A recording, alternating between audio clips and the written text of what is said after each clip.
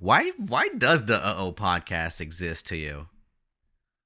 That's a good question. To be honest with you, I think I had a different direction than you did when we first started this thing. True. And honestly, I feel like I more conform to your idea as opposed to you conforming to mine. But How I did they enjoy differ?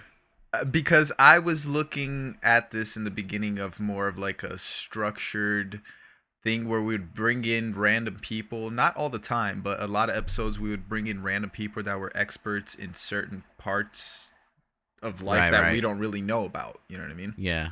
Yeah, I remember you saying that. Yeah, which I mean, I still think we should do. I think it's an interesting thing. It's just something that we need to relate to. You know what I mean? Like, I would love to have somebody that did Tour de France, which is biking and cycling, and I've honestly started getting more into cycling, so I'd love to hear their story.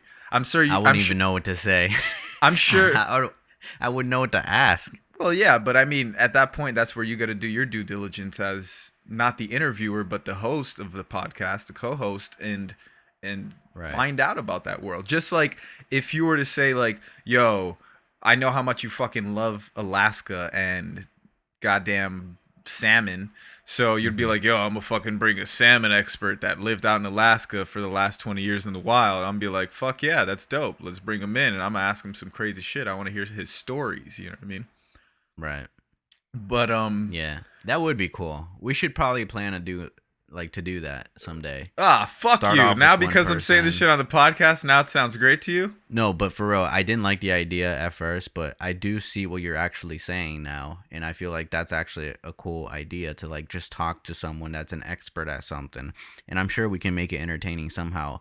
But I did want to make the podcast more about us and just talk about our journey and our goals and our ventures to like this thing we call life.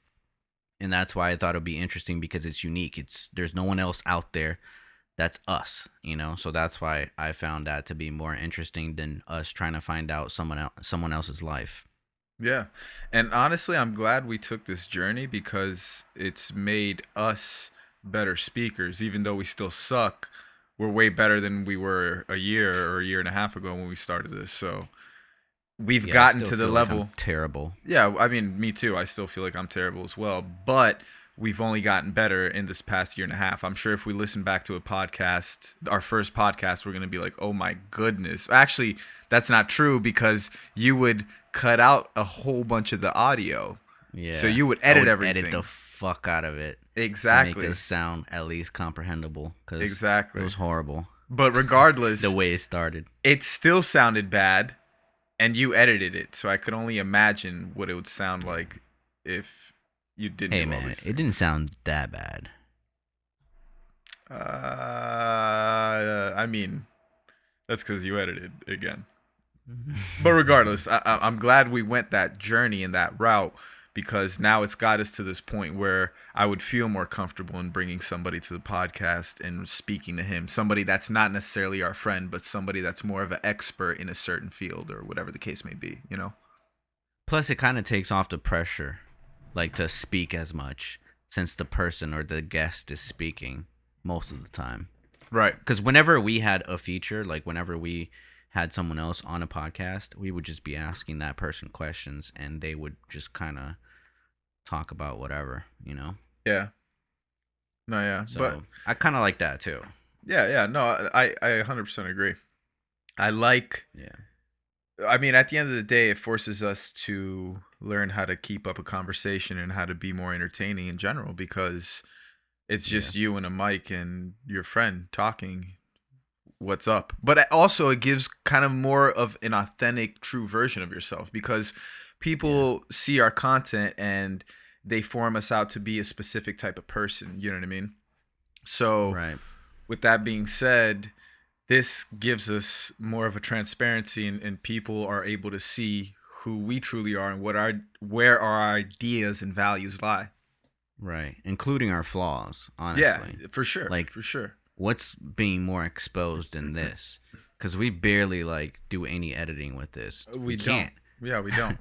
We could if we wanted to, but but it would look just like a bunch of jump cuts, you know. Yeah, it wouldn't be look authentic. Yeah, for sure. And that's where we approach more of like the Rogan, Joe Rogan style, Yeah, to not manipulate the content as much. right. Even But though at the same, it's kind of scary because somebody else could take this content and these sound bites, just like I've oh seen of yeah, Joe Rogan, and fuck literally yeah. create whatever they wanted. Hey man, it's gonna happen sooner or later. Yeah, I for think sure. so. They're gonna make me sound So what? super racist, So or what is they're going gonna to make me stop sound. that? It's Like, not.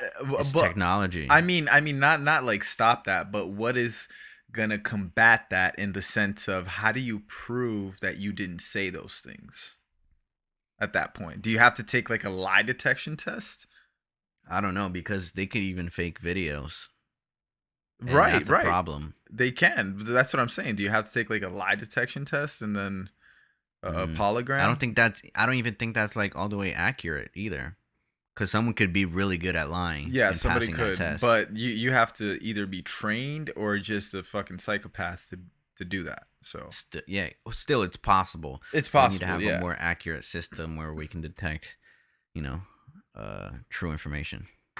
But at that point, still though, like, how much does that invade your personal privacy and everything? You know, like you don't believe me. It has to get to the point where I have to either take a lie detection test or whatever form of test that tells you that I'm not lying to you.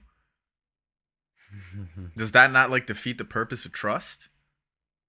Yeah, but since when do we trust each other or others? I mean, I guess, but you trust somebody. And Yeah, somebody, it doesn't matter how evil or bad a person is, there's somebody out there that trusts that person, if you think about it, yeah, you that's know? true. Yeah. I don't know. Some hard questions to answer, Nicholas.